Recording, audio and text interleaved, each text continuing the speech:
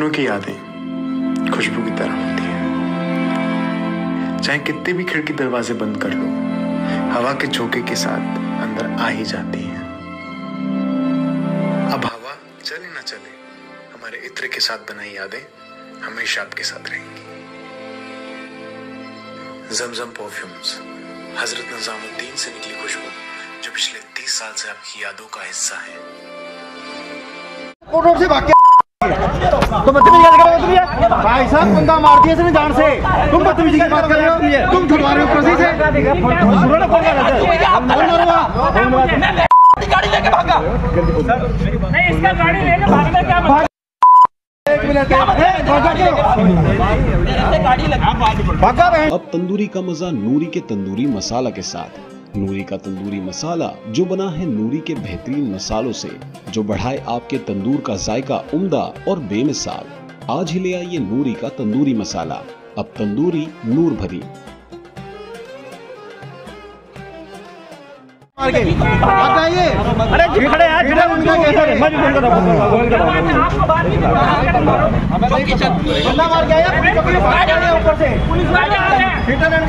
हाँ कोई नहीं, चौकी लेके चलो इन्हें। चौकी चलो, चौकी चलो आप। चलो चौकी चलो आप, चौकी चलो आप, चौकी चलो। हाँ कोई नहीं, चौकी लेके चलो इन्हें। चौकी चलो, चौकी चलो आप। चलो चौकी चलो आप, चौकी चलो आप, चौकी चलो।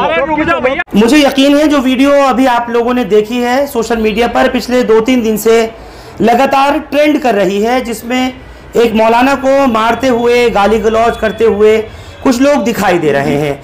इस वीडियो के साथ में तरह तरह के मैसेजेस भी वायरल हो रहे हैं व्हाट्सएप यूनिवर्सिटी पर, और लोगों ने ट्विटर पे भी, सोशल मीडिया किया और दूसरे सेक्शंस पर, फेसबुक वगैरह पे इस वीडियो को डाला है, फॉरवर्ड किया है और तमाम घर घर तक पहुंचाया है। दरअसल इसमें यह दिखाया गया है कि एक भीड़ है और वो भीड़ गाली गलौज कर रही है, मौलाना को मार पीट रही है, उनके सिर में से खून निकल रहा है और तरह तरह की अभद्र भाषा उनके साथ इस्तेमाल की जा रही है। दरअसल जिन मौलाना को आप पीटते हुए इस वीडियो में जिनको देखा, जिनके खून निकलते हुए देखा, इस वक्त उनके बारे में ये बताया जा रहा है, ऐसे ही लोगों ने अफवाहें उड़ानी शुरू कर दी कि उनका कत्ल कर दिया गया, उनको मार दिया गया, उनकी मॉब लिंचिंग कर दी गई है। ये जिन मौलाना को आपने देखा इस वक्त हिंदुस्तान लाइव पर हमारे साथ में मौजूद हैं। इनका नाम मुफ्ती सदाकत अली साहब है और ये मस्जिद फतहुल बारी जो कि मुस्तफ़ाबाद की मस्जिद है, वहाँ के इमाम और ख़तीब हैं, और साथ ही ये मदरसा अमीनिया कश्मीरी गेट के वहाँ पर मुदर्रिस हैं, वहाँ पर हदीस वगैरह पढ़ाते हैं, वहाँ के उस्ताद हैं। मैं आपको बताना चाहता हूँ ये वाक़या दिल्ली का नहीं है। कुछ लोगों ने इसको दिल्ली का बताया, कुछ लोगों ने इसको दूसरी जगह का बताया, पुलिस वाले भी इसमें खड़े हुए दिखाई दिए, और ये पूरा मामला जो है वो सहारनपुर का है, उत्तर प्रदेश का। गाड़ी के हिट करने को लेकर के मसला हुआ था, वो भी अचानक। क्या कुछ पूरा वाक़या है मैं मुफ्ती साहब से ही जानना चाहता हूँ, ताकि आप लोगों तक सही खबर पहुँच सके और जो लोग अलग अलग तरह तरह की बातें या अफवाहें फैला रहे हैं उस पर विराम लग सके। हिंदुस्तान लाइव का मकसद भी यही है, हर खबर को उसके फैक्ट चेक तक देखने के बाद अंजाम तक पहुँचाया जाए। मुफ्ती साहब आपका मैं खैर मकदम करता हूँ। शुक्रिया। अपने दर्शकों को मैं ये भी बता दूं कि मुफ्ती साहब कैमरे पर ज़्यादा नहीं आना चाहते। उन्होंने साफ मेरे से ये कहा इंटरव्यू के दौरान और इससे पहले भी कि अगर आपके सामने एक कंडीशन है और वो ये है कि आप मुझे नहीं दिखाएंगे ज़्यादा तो मैं आपको दे दूँगा इंटरव्यू। बहरहाल आपसे पूछना चाह रहा हूँ कि आखिर ये पूरा वाक़या हुआ क्या था? आपके बारे में लोगों ने ये लिखा कि वहाँ मार दिया गया, वीडियो जो बनी है वो सिर में से खून निकलने तक की है और उसके बाद नहीं। क्या हुआ है असल, ये तमाम लोग जानना चाहते हैं। और जो एक र्यूमर, एक अफवाह जो फैली है उसके बारे में भी आपकी क्या वजाहत है?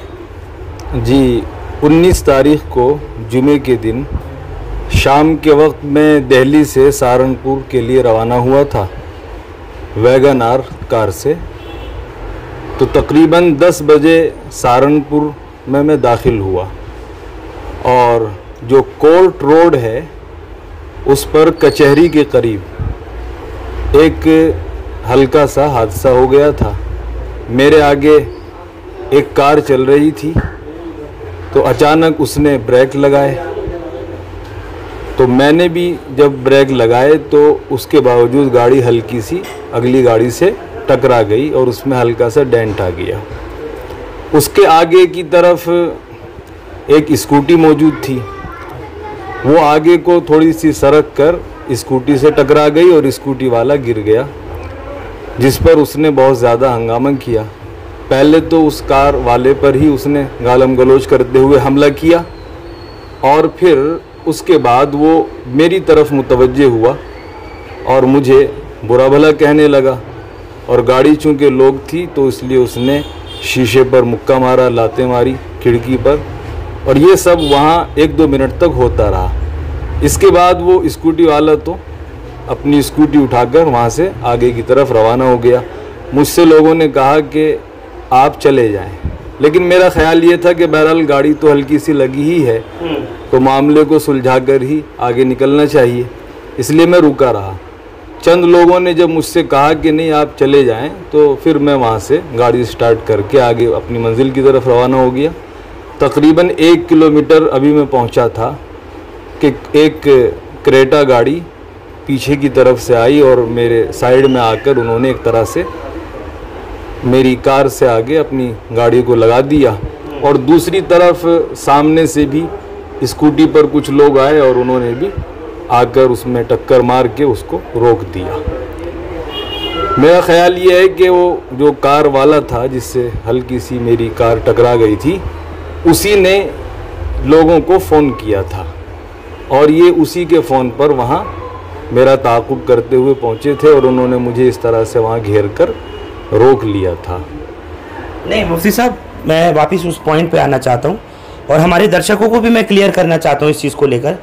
गलती किसकी थी? यानी आपकी जो कार की टक्कर हुई थी वो बाय डिफ़ॉल्ट हो गई या किसी वजह से हुई?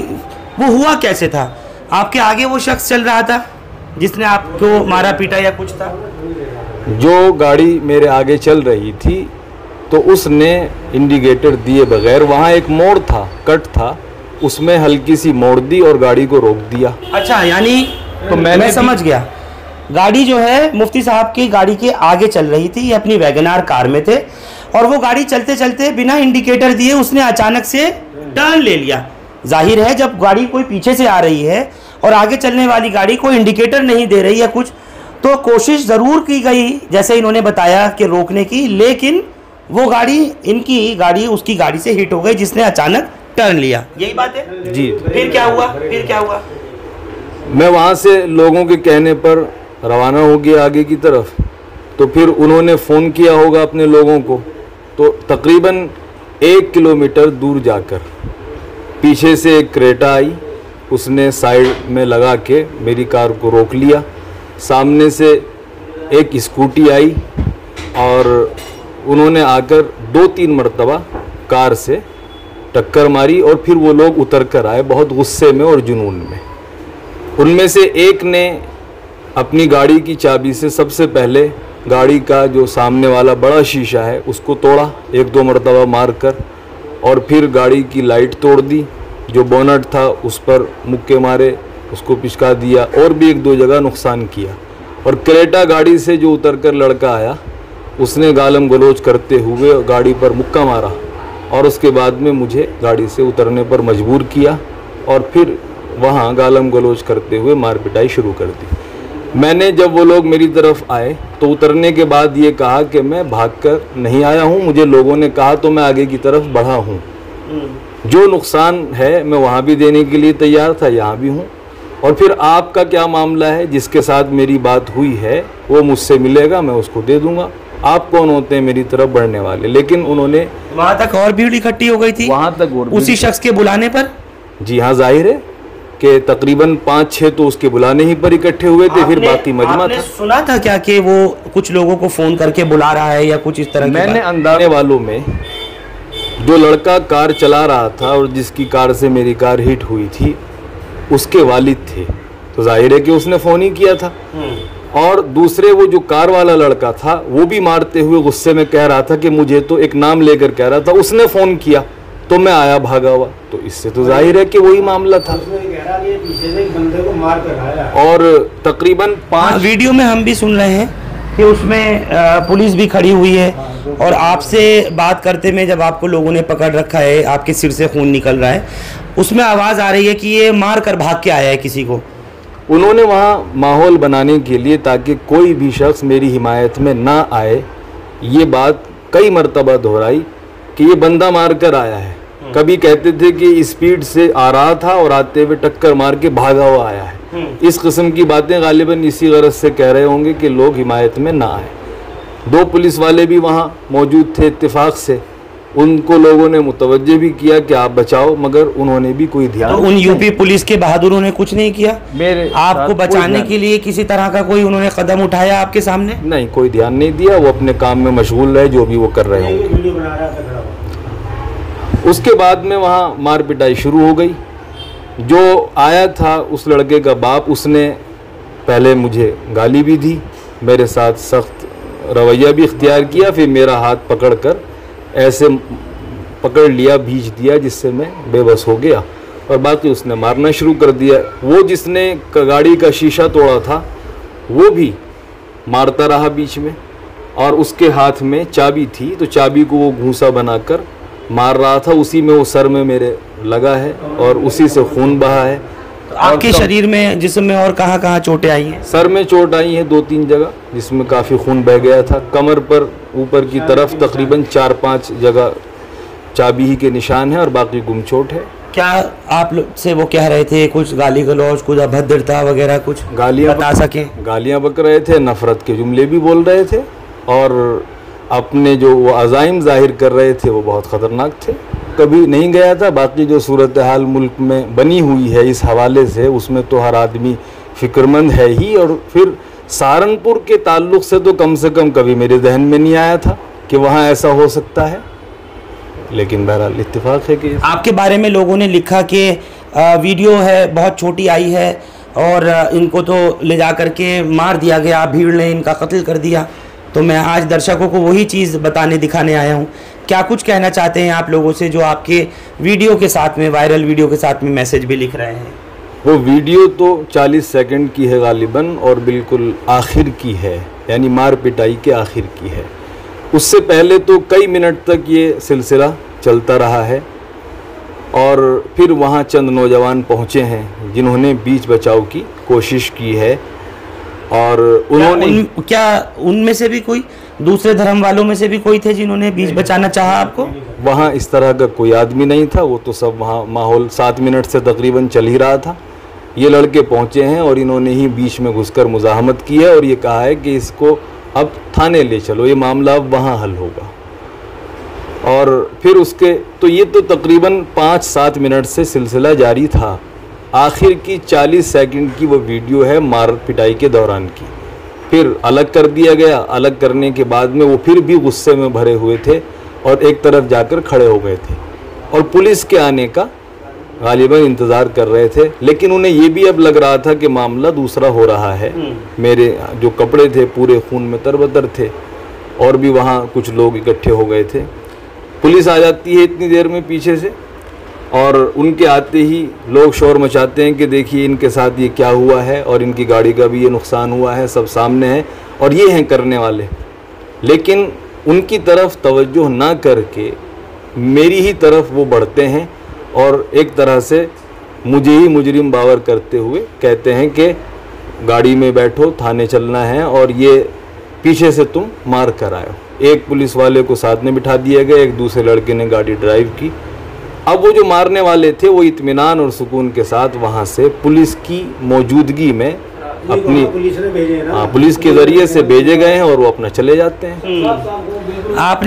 आपने पुलिस के सीनियर अधिकारियों को क्या ये बताया कि अगर मैं किसी को मार के आया हूँ तो मुझे एक तो पहली बात वो दिखाया जाए कि किसको मारा, दूसरी बात क्या आपने वहाँ पुलिस के सीनियर अफसरान को बताया कि आपके वहाँ पर दूसरे पुलिस के जवान भी मौजूद थे, 2 पुलिस वाले भी मौजूद थे इस बीच में? थाने में जब बात हुई मैंने बताया कि जिसके मुतालिक कहा गया है कि बंदा मार कर आया है वो दिखाइए कहाँ है। ये बात तो वो लोग कह ही रहे थे। जो पुलिस वाला हमारे साथ गाड़ी में बैठकर चला है वो भी मुझे यही कह रहा था कि वैसे आपने ये गलत किया कि एक बंदे को वहाँ गिरा दिया और वो पता नहीं बचेगा या नहीं। बार बार ये बात मुझे, जबकि कोई नहीं गिरा था, जबकि कोई नहीं गिरा था, जो वाकया मैं बयान कर। फिलहाल आप दर्शकों से क्या कहना चाहते हैं? इस वक्त आप सही सलामत हैं? अल्हम्दुलिल्लाह बैठे? अल्हम्दुलिल्लाह, अल्लाह का शुक्र है। जो लोग कह रहे हैं कुछ ऐसा हो गया वैसा हो गया, क्या बोलना चाहते हैं? जो हुआ है मैं बयान कर चुका हूँ। बाकी अल्लाह का फजल है कि तबीयत में इफाका है, पहले से मैं बेहतर हूँ। जो हुआ इंसानी समाज के लिए, ख़ास तौर से शहर सहारनपुर जिसका भाईचारा एक मिसाल की हैसियत रखता है, दूर दूर तक जाना पहचाना जाता है, उसके लिए ये वाक़या बहुत ही अफसोसनाक है। और वहाँ अगर ये हो रहा है तो फिर लोगों का इत्मीनान बहरहाल ख़त्म होता है और उनको बड़ा अजीब सा महसूस होता है। एक बड़ी तादाद यही कह रही है कि हैरत है कि ये वाक़या सहारनपुर में पेश आया। ये एक जुल्म का वाक़या है, ज़्यादती का वाक़या है। मज़लूम और ज़ालिम ही दो फरीक इसमें मौजूद हैं। जो भी पूरा मामला है वो सामने है। लिंचिंग को लेकर क्या कहना चाहते हैं, जिस तरह ये लानती वाक़यात बढ़े हैं? लिंचिंग एक मजम्मती चीज़ है, जिस कदर भी उसकी की जाए मजम्मत कम है और इसके ख़िलाफ़ कानून सख्त हो। और ये बज़ाहिर तो एक एक्सीडेंट का वाक़या था, लेकिन शक्ल इसने उसी की इख्तियार की जो आप बोल रहे हैं। तो किस वजह से? आपकी दाढ़ी टोपी की वजह से? जाहिर है लिबास की वजह से। और ये बात हमने तो जाहिर नहीं की, किसी भी मौके पर इस तरह नहीं कही वहाँ उस पूरे हादसे में तकरीबन 3 बजे तक। लेकिन थाने में दूसरे फरीक की तरफ से आए हुए एक बुज़ुर्ग ने मुझसे खुद मिलकर कहा कि मौलाना साहब आप नफ़रत और तासुब की भेंट चढ़ गए हैं। किसने कहा ये? उनकी तरफ से जो दूसरा फरीक था। अच्छा, मतलब किसी गैर मुस्लिम ने मुझसे कहा कि मौलाना साहब असल में आप नफ़रत और तासुब की भेंट चढ़ गए हैं। वो तो एक एक्सीडेंट का वाक़या अपनी जगह था। और कोतवाल साहब ने भी ये कहा कि इस तरह तो गाड़ी लग जाती है, इसका ये मतलब तो नहीं है कि तुम आदमी को ख़त्म कर दोगे। ये सब बातें भी हुई हैं। और फिर बहरहाल चलिए, बहुत बहुत शुक्रिया हमसे बात करने के लिए मुफ्ती साहब। और मैं आप लोगों को बता दूं कि इस किस्म के वाक़यात आगे नहीं हों, इसके लिए मैं भी खुद अपील करना चाहता हूं हिंदुस्तान लाइव के माध्यम से, मरकज़ की मोदी हुकूमत से, देश के गृह मंत्री अमित शाह से। कानून बदलने से, धाराएँ बदलने से, उनके नाम बदलने से, अगर आप वाकई पूरे देश के अंदर अमन चाहते हैं और सबका साथ, सबका विकास, सबका विश्वास, सबका प्रयास चाहते हैं, तो इस तरह की जो ये घटनाएं हैं, मामूली एक अगर रोड रेज का मामला है या फिर गाड़ी की टक्कर का मामला है, तो क्या दाढ़ी टोपी देख करके, उसका नामो नमूद और पहनावा देख करके इस तरह से फैसले किए जाएंगे कि एक भीड़ इकट्ठी हो जाएगी, तरह तरह की नारेबाजी करेगी, इस तरह से मारेगी? इसके ऊपर विराम लगना चाहिए किसी भी तरह से। और सबसे बड़ा सवाल यही है, अमित शाह जिनके अंडर में तमाम देश की पुलिस, पैरामिलिट्री सब आती है, वहाँ यूपी पुलिस के 2 होनहार जवान मौजूद थे। अगर वो चाहते तो इतना सब कुछ नहीं होता जो कुछ आप और हम सोशल मीडिया पर इन मुफ्ती साहब को लेकर के, इनके मारने पीटने को लेकर के, इनके खिलाफ अभद्रता की तमाम हदें पार करने वालों के लिए अगर वो कुछ एक्शन ले लेते तो शायद ये सब कुछ नहीं होता। बहरहाल ये सहारनपुर से अपने घर वापस मुस्तफ़ाबाद दिल्ली पहुँचे, क्योंकि वहाँ की मस्जिद में भी इमामत करते हैं, जैसे मैंने आपको शुरू में बताया। और लोगों से यही अपील करना चाहते हैं, किसी भी तरह की जो कोई लोग अफवाह फैला रहे हैं या लोग इनकी वीडियो को वायरल कर रहे हैं अलग अलग तरह से, अलग अलग उसके अंदर बातें लिख करके, ऐसा ना करें। ये अल्हम्दुलिल्लाह अपने घर में सकुशल सुरक्षित पहुँच गए, ये बैठे हुए हैं। आप लोग हमारे साथ इस खबर पर जुड़े, आप सबका बहुत बहुत शुक्रिया। हिंदुस्तान लाइव फरहान याहिया यूट्यूब पर सब्सक्राइब कर सकते हैं और क्लिक कर सकते हैं बेल आइकन हमारी खबर की पहली नोटिफिकेशन के लिए। फेसबुक पर हमारा page Hindustan live Farhan Yahiya follow और लाइक कर सकते हैं। Thank you for now.